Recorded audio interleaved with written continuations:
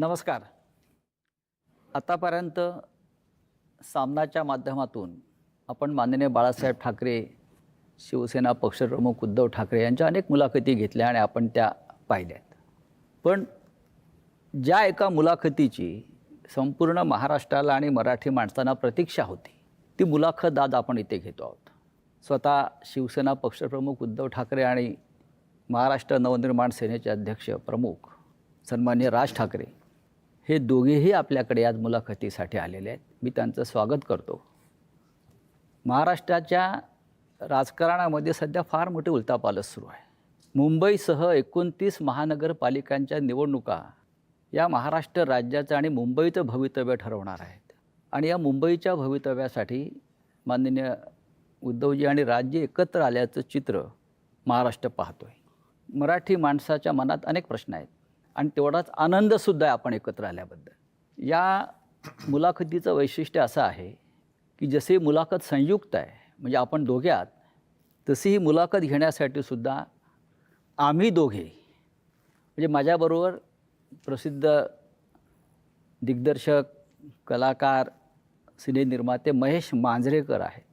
महेश मांजरेकरांनी इथे बोलवण्याचं कारण इतकंच की हा जो संयुक्त प्रकरण सुरू झालं त्याची ठिणगी महेश मांजरेकरांनी त्यांच्या एका मुलाखतीत टाकली होती आणि तिथूनही सुरुवात झाली. त्याच्यामुळे मांजरेकरांनी इथे खास आमंत्रित केलं आहे. पण मांजरेकर इथे आज आहेत माझ्याबरोबर. ते एक मुंबईकर म्हणून, ज्यांना आपण कॉमन मॅन म्हणतो या मुंबईतला, त्या मुंबईकरांच्या मनात काही प्रश्न आहेत ते मांजरेकर मांडतील आणि आम्ही दोघे मिळून महाराष्ट्रातल्या या दोन धुरंधर नेत्यांशी चर्चा करू. उद्धवजी आणि राजसाहेब, आपण इथे आलात त्याबद्दल मी आपले आभार मानतोच. बऱ्याच कालखंडानंतर, म्हणजे म्हटलं तर 20 वर्षानंतर, जे आपण वारंवार म्हणतो आहे, आपण एकत्र येऊन आपण मुंबईवर आणि महाराष्ट्रावर चर्चा करतो आहोत. महाराष्ट्र या क्षणाची वाट पाहत होता आणि महाराष्ट्राच्या मनातला हा कॉमन प्रश्न आहे आणि तो दोघांनी त्याचं उत्तर दिलं पाहिजे. थोडक्यात की महाराष्ट्राला 20 वर्ष वाट का पाहावी लागली? मला असं वाटतं काही गोष्टी का घडतात, कशा घडल्या, काय झालं, मला असं वाटतं या गोष्टी आता सोडून दिल्या पाहिजेत. आणि मी त्या दिवशी महेश मांजरेकरांच्या मुलाखतीमध्ये मी सांगितलं होतं की कुठच्याही भांडणापेक्षा आणि वादापेक्षा महाराष्ट्र मोठा आहे आणि आज संकट महाराष्ट्रावरती आहे, मुंबईवरती आहे, महाराष्ट्रातल्या अनेक शहरांवरती आहे. आणि जे संकट आहे हे मराठी माणसाला समजलेलं आहे की काय प्रकारचं आहे आणि काय प्रकारचं राजकारण महाराष्ट्रामध्ये सुरू आहे. मला असं वाटतं की ती एकच गोष्ट ही या एकत्र येण्याचं सर्वात महत्त्वाचं कारण आहे. आज हा आमच्या अस्तित्वाचा विषय नाही आहे, आज हा महाराष्ट्रातल्या मराठी माणसाच्या अस्तित्वाचा विषय आहे. या विषयात अनेक वर्ष मी बोलतो आहे, उद्धवही बोलतो आहे या सगळ्या गोष्टींमध्ये. परंतु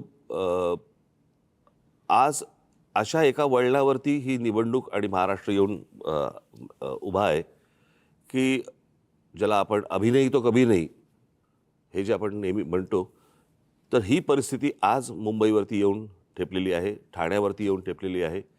खरं तर बघायला गेलं तर MMR रिजनवरती येऊन ठेपलेली आहे. MMR रिजन मी मुद्दामून बोलतो आहे.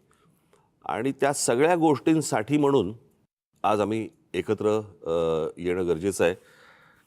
कारण आज नाही बरोबर आलो आणि आज या गोष्टींचा सामना नाही केला तर मला असं वाटतं महाराष्ट्र आम्हाला माफ नाही करणार. उद्धव साहेब, मला वाटतं राजसाहेबांच्याच भावना. मला असं वाटतं की राजने उत्तर जे दिले त्याच्यामध्ये एवढंच मी बोलेन, आम्ही दोन भाऊ एकत्र आलो आहे हा एक मुद्दा वेगळा आहे, भावनिक आहे. पण दोन भाऊ एकत्र येणं याचा अर्थ महाराष्ट्रातील प्रत्येक मराठी माणसाने एकत्र आलं पाहिजे. कारण महाराष्ट्र वाचवायचा असेल तर ठीक आहे, पक्ष, राजकीय मतं हे असतील, पण आपण मराठी आहोत, महाराष्ट्र आपला आहे. आणि आपण जर एकमेकांमध्ये वेगळ्या चुली मांडल्या तर महाराष्ट्र तोडणारे त्यांची पोळी भाजून जातील. पण एक प्रश्न कायम सगळ्यांच्या मनात आहे गेल्या 50-55 वर्षापासून, तो आतापर्यंत. महाराष्ट्र वाचवण्यासाठी किंवा मुंबईसह महाराष्ट्राचं रक्षण करण्यासाठी शिवसेना प्रमुखांनी शिवसेनेची स्थापना केली आणि इतक्या वर्षानंतर सुद्धा म्हणजे संयुक्त महाराष्ट्राच्या लढ्याची उदाहरणं आपण नेहमी देतो.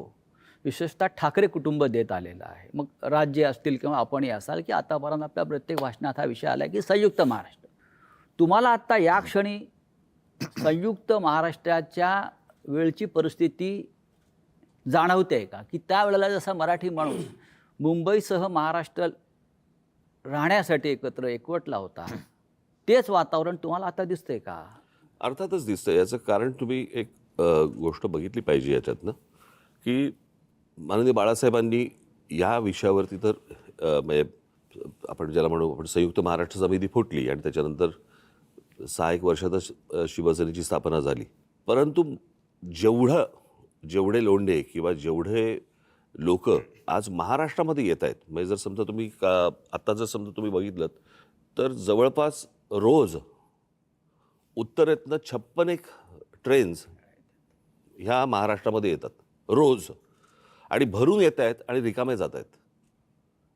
आज जर समजा तुम्ही ठाणे जिल्हा, एक जिल्हा जर समजा पाहिलात, बरोबर आहे, ठाणे जिल्हा हा मला असं वाटतं जगामधला एकमेव जिल्हा आहे की जिकडे ठाणे, नवी मुंबई, कल्याण डोंबिवली, भिवंडी, वसई, मी आता पालघर वेगळा पकडत नाही आहे, तो आपण एकच होता, तो आत्ता वेगळा झाला, परंतु पालघरमध्ये वसई, त्याच्यानंतर मीरा भाईंदर, त्याच्यानंतर वसई विरार आली, त्याच्यानंतर तुमची नवी मुंबई, अशा जवळपास 8-9 महानगरपालिका आहेत.